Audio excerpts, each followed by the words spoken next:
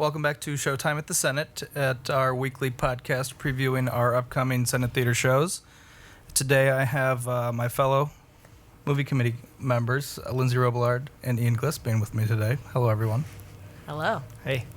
And today we're here to talk to you about our upcoming weekend sort of homage to Humphrey Bogart and John Huston, who are two of the most classic and best directors and actors in cinema history, and they had a great working relationship throughout their careers, and so we wanted to honor some of their films.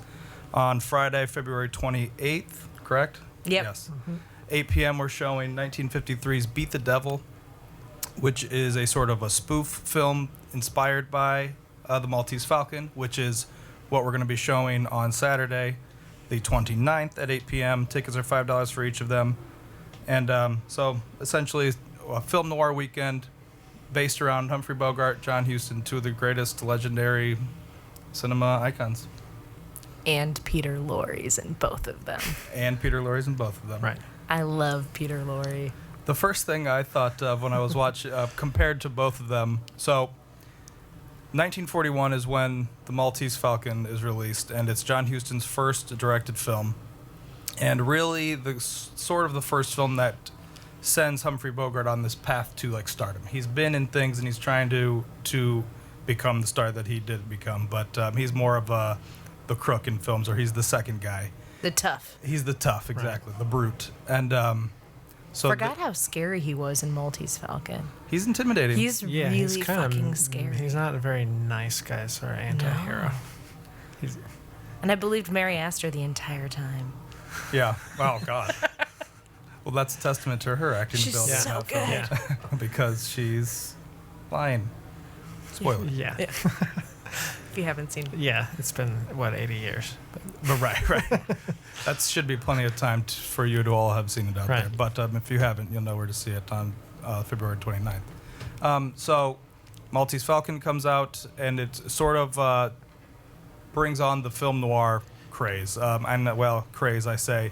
A style of filmmaking that wasn't necessarily coined film noir until, about two decades later. Right. But clearly they had laid some groundwork for some important films that were going to be made later. Shifting over to Beat the Devil, I don't know exactly what their intention was when they originally thought this out. To get drunk and have some fun in Italy, I think was the point of Beat the Devil. I think the point was to make an adaptation of this crime novel. Mm-hmm. And then apparently John Huston, on the plane ride over, decided he didn't like the script, so he wanted to rewrite it, and that's how he hired Truman Capote, Okay. who was living in Italy, or France rather, and so Truman Capote came down, and they basically wrote it as they were filming it. So that's why it's kind of bonkers. It is bonkers. It's really worth seeing. Do you think that on that plane ride over that there was a more serious tone to it? And I guess you could reference the novel, which I've never read. Right, but- and I haven't read the novel, but from what I looked up about the novel, it was definitely more of a straightforward crime, caper sort of thing. Okay. And it sort of feels like the film gets funnier as it goes on. Yeah, Certainly. maybe because they were partying more. Right. Well, I think the modern. This is how I think there's a modern comparison to this, and it's Coen Brothers. When they make No Country for Old Men, that's their Maltese Falcon, essentially. Super dark, super dramatic, super intense film. And the way I always looked at Burn After Reading Yeah. is basically No Country for Old Men, but where everyone doesn't know what's going on, and it's just a misunderstanding all the way around, which kind of is how I feel about Beat the Devil. Oh yeah, I can see that. It's a good pretty great. comparison. Yeah. I mean, Africa, there's uranium there. It's valuable.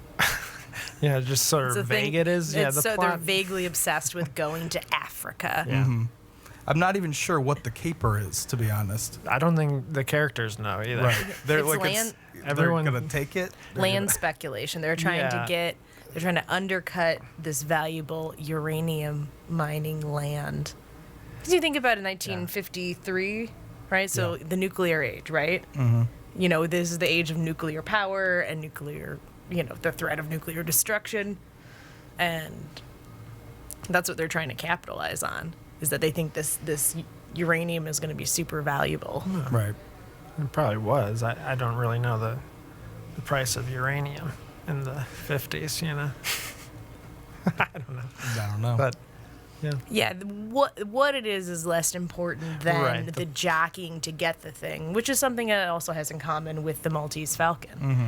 Everyone's So after this thing. I assume that you both had seen the Maltese Falcon first. That's Yes. typically how this goes. we watched it last week too. Yeah. It's So been a good. I saw the Maltese Falcon the first time in college, and I'd taken this. It wasn't even a film class; it was an English class that was somehow based around film noir. And we watched films and read about them, but and I didn't even know what that meant at the time. I was just like, okay, the film, English. This is my major. This sounds great to me.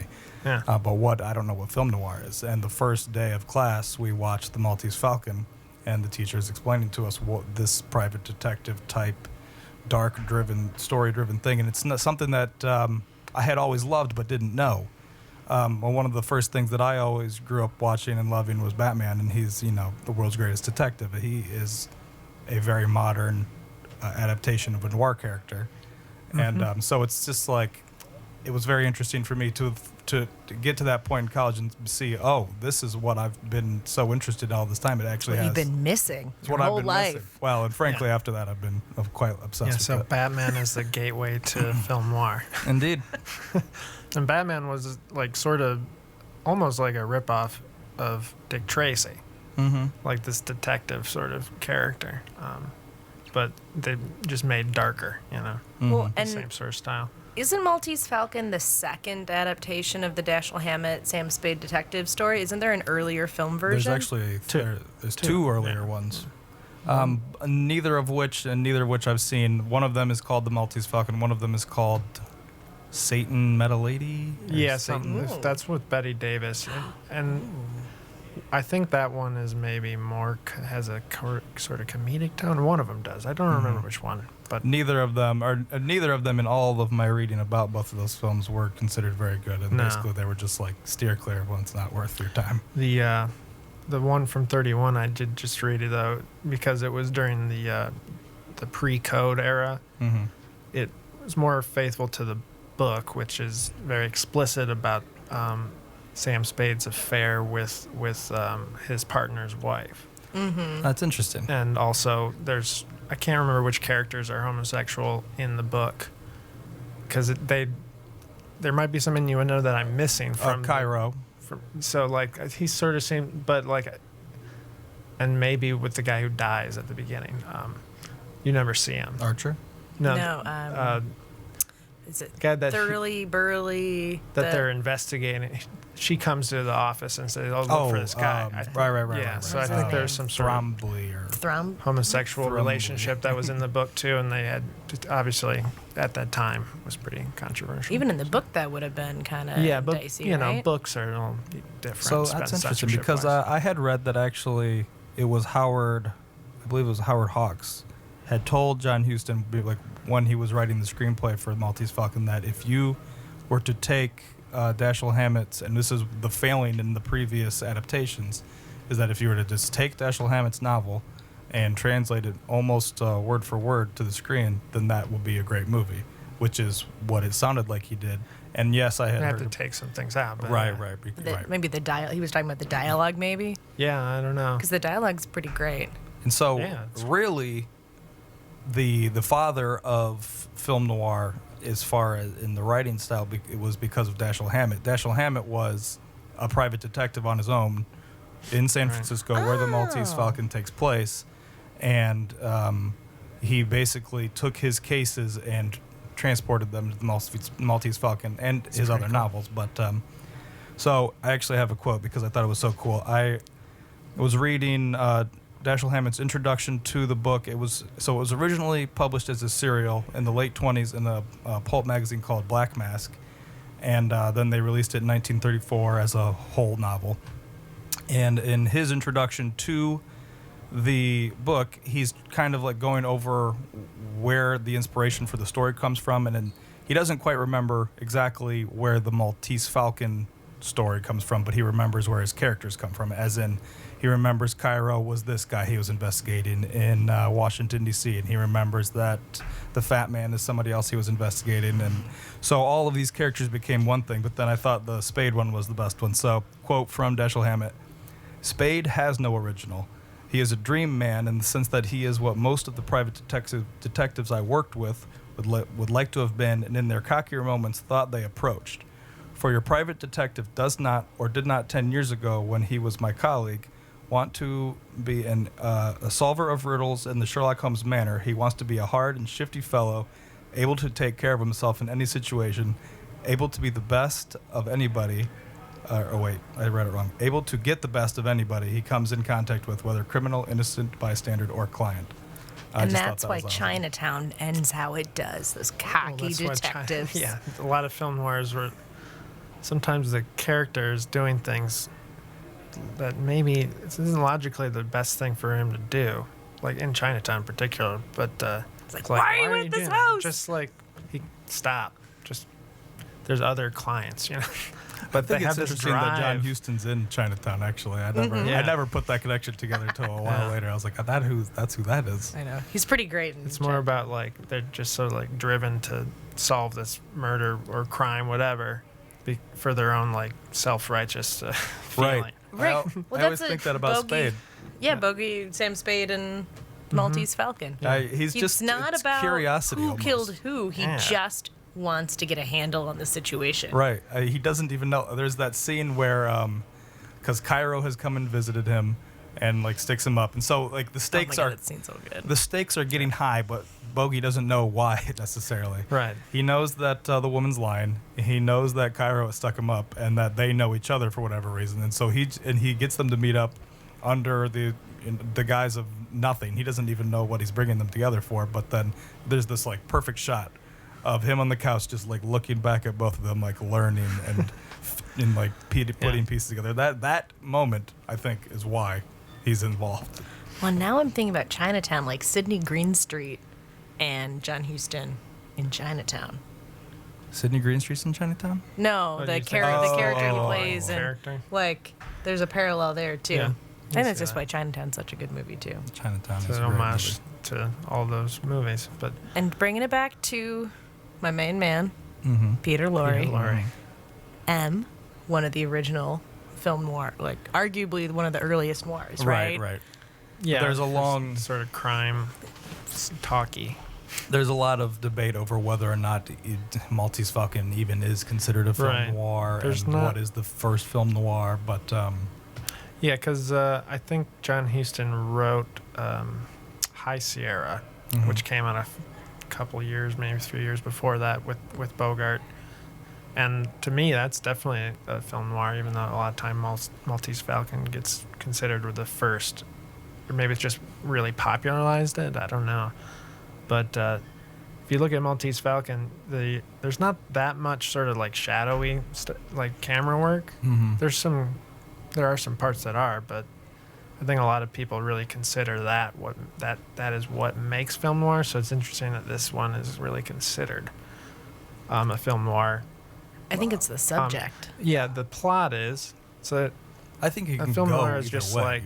film noir is so sort of, I don't know. I mean, and then when you get into like the discussion of neo noir, like now it's not black and white anymore, and Right. so color.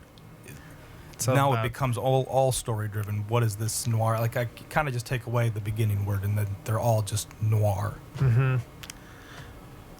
So we could debate whether or not Beat the Devil is a noir, because it's not that dark. Things sort of work out in the end. It works out for someone. Yeah, with somebody. But the sort of thing about noirs a lot of times is a lot of fatalism. So like the bad guys, they always end up losing in the end. Mhm. Or if you do something wrong, the protagonist does something wrong, they never get away with it. To me, that's usually what happens. No one gets away with anything. There's no happy Yeah. ending. I mean, No. in no noir story. Right. Beat the Devil is And that's why it's sort of comes off as a spoof of the genre more Right. than an actual entry in the genre. Right. Because I mean the femme fatale, right? The one who's lying and creating trouble. She's kind of just this goofy, compulsive liar who's telling Yeah. stories in her head, which is Like she's Kinda seen meta. too many film noirs. Right. yeah. Which is why I kind of like sort of lean that it is because like she lies, yes, the same way femme fatale would lie in a film noir, but it's not the same. Right. It's not with this purpose of deception. Yeah, it's It's just to entertain bonkers. herself, I guess. Exactly. Yeah, she's totally just entertaining herself. Yeah. I also think it's funny in actually most classic Hollywood stories, but in film noirs especially, how quickly these people just switch over from one relationship to the next. Like, we're talking scene by scene sometimes, and Beat the Devil especially, just Oh, like, yeah. Right. She's married to that guy. And then, But she's on a just- mountain with Humphrey Bogart. yeah. right? Oh, and he aged quite a bit between these movies. Oh, yeah. Apparently, he had gotten into a car accident during the filming of that movie. Drunkenly driving around the mountains of driving Italy. at night, and then knocked his front teeth out. Oh God. So some of his lines had to be overdubbed, and apparently Peter Sellers, who could do a great Bogart impression. This is before Peter Sellers was even Peter Sellers. He was just a comedian impressionist in England. So they found him, and so a lot of those lines in that movie are actually Peter Sellers impersonating. No, it's Yeah. Yeah, so you got to That's- come watch it and see. Sometimes you will who knows if that's really true, but I hope it is. because that is a great story. But they definitely overdub because if you pay close attention, sometimes it's like you can tell. I wonder if then that scene that they had later of them careening off the side of the mountain is a spoiler. I mean, spoiler Yeah. alert, but it's a Right. 1953 movie. Yeah, So. it's fine. But I wonder if that is like a written on the spot kind of Yeah, it gag could have been. based on Yeah. Bogart's. Yeah. It's like One of my favorite story that we unearthed about the making of Beat the Devil involves Truman Capote's kind of bird was pet it? Raven. his pet raven. He called it every night at home. Yeah. It was in Rome. He called his bird in Rome. That's right. It was Rome. That's where he was living. And so he's calling his bird, and his bird wouldn't talk to him. So he's like, "Peace out, guys. I gotta go see my raven. I think something's Right. wrong." So he left production the gets set. delayed because Truman Capote has to talk to his pet raven. I mean, talk about a cast of characters, like even behind the scenes, it's really. They just went there with the intention of just having fun and Yeah. making a movie. I think so, like Huston said something like, it comes off as a hell of a lark because it was a hell of a lark making it. Right, You right. know, so. Which is a good thing to say about a film. I mean, like lots of times you hear stories of horror stories. I mean, no one is having a good time. It's all corporate and business driven, and Yeah. no creative. I mean, it sounds like there's a lot of creativity there. Maybe booze infused, but Yeah. You gotta wonder some of the lower level crew, maybe that was a nightmare for them. yeah, probably true. Just like, what's Bogey's happening? personal assistant. Yeah, whoever's responsible for getting Yeah. everyone to the set 'Cause on I'm time. pretty sure that Bogart hated it, the film. Really? Yeah, I think he thought because it was just like a disaster. But it comes off as such a fun movie to me. But But you can tell that it's not. you go at something with certain expectations and it becomes Right. something else. I can see how you get upset about it. Right. The tone is very inconsistent. Certainly, it does. Yeah. It kind of starts more serious and then heads downhill, if you will, Yeah. Or sideways. Yeah. sideways. Askew somewhere. to Africa. Yeah. In the Sideways end. to Africa. Where in Africa? Presumably somewhere in northern Africa, since they're Presumably. Debarking from Italy. Yeah. That's Right. that's all we got. Oh, that's where they were. I Right. I kept thinking the whole movie. I don't know exactly where they are because I must have missed it. It's like it doesn't matter too much. It's like just the Mediterranean. Right. Right. And it is lovely. It's shot on Yeah, location that's nice. Mm-hmm. in Italy. It's beautiful to It's look almost at. like some people on vacation made a movie. Yeah, it sort of seems like that's what it was. And except, dangerous with the booze and Well, car accidents. And, Well. and John Huston just wandered off one night in the dark and like fell off a cliff. Like Fell off a cliff. He like fell 50 feet off a cliff and then was unhurt somehow. Oh. Just like I don't even know what to say in response to that. yeah, right? I don't know. I don't know. How does one do that? Probably alcohol, you know. It's like, what do they drink there? Sambuca? In Italy, yeah, I suppose. Limoncello. Limoncello. Right. But okay, so a weekend with what did we call it? A weekend with Humphrey and Huston. Right. Huston and Humphrey. One of those And ways. Peter Lorre. But And that Peter was too Lorre. long to put into the And title. Gina Lollobrigida. I can't even Gina try to say that Lollobrigida. name. Ian's grandma was famous. Gina Lollobrigida look-alike. Yeah, that's according to my grandmother. She looked just like Gina Lollobrigida. It was her dying wish that there be a portrait of Gina at her funeral, just to see if anyone could tell the difference. Was so that- you know how you at funerals you put pictures of the deceased, and so my grandma's request was to put a picture of Gina Lollobrigida in that display, just like as a joke. Did someone do it? Yeah. Oh yeah. Yeah. Did- my uncle. did know? Oh yeah. I mean, she She did look a she lot. looked a little like her. I don't know. Like 1950s, In the like 50s, sure. baby Grandma Jane. Right. Next to She the, was funny. yeah. She probably. I don't know if she saw that movie. I'm not sure what other movies Gina Lollobrigida is in. Honestly, I don't. I've never even heard of her before this movie. I feel like maybe I've seen her before, but I didn't know her name. I mean, I think Sophia Loren got all the legacy. Of the You know, the The Italian, sex bot.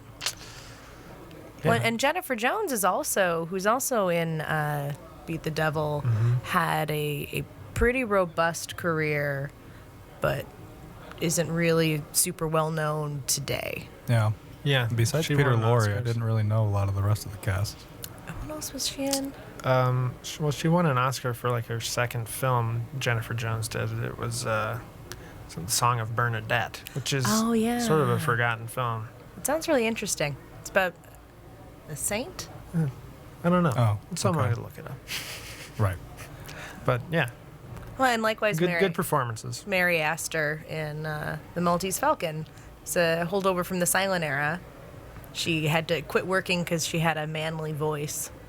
So she went and had a hit on Broadway, and then all of a sudden Hollywood was like, okay, we're sorry. So she went like 10 years without working.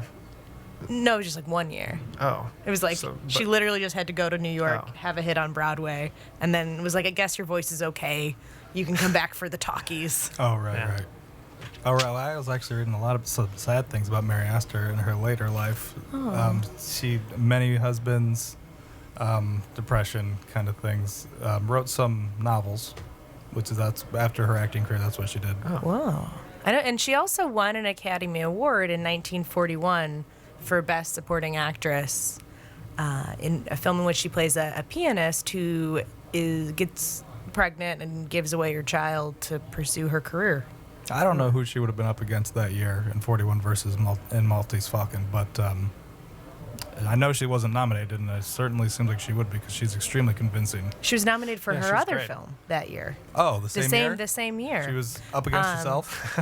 Yeah, so she got an Oscar. She won an Academy Award for Best Supporting Actress that year. Oh, she won the Academy Award that year. And she thanked, so the star of the film was Bette Davis. So she thanked Bette Davis for letting her shine. And then she thanked Tchaikovsky because she pretended, she did know how to play piano, but she Okay. pretended to play Tchaikovsky. Oh, I didn't realize. So you were she saying thanked this was the Betty and same year. Tchaikovsky. So interesting that a film that, probably is not as well remembered as this one. Certainly not. Because I feel like Mary Astor, I don't know her from anything else, really. Besides, She was in Meet Me in St. Louis. Ah, Okay. okay. She ended up playing what do they call it? She was a mom for Myers. She was at MGM, and she ended up getting typecast to play a lot of moms in the late 40s. Interesting. Yeah. All right. Well, weekend with Humphrey and Huston on February 28th and 29th. Friday night, February 28th, we're showing Beat the Devil, 1953, starring Humphrey Bogart, directed by John Huston. On Saturday, The Maltese Falcon, one of the greatest films ever, probably. If you haven't seen it, that's one that you should see, and you should see it on a big screen. It's an incredible movie. Yeah, It's only $5. It's only $5. That's on February 29th. Both shows are at 8 o'clock. Both shows are $5. Make the most of your extra day this year. That's right. Yes, it's Leap Day. That's Leap Day. You can spend your extra day at the Senate Theater watching the Maltese Falcon. All right. Well, thanks for coming by, guys. Thanks for having me. Yeah.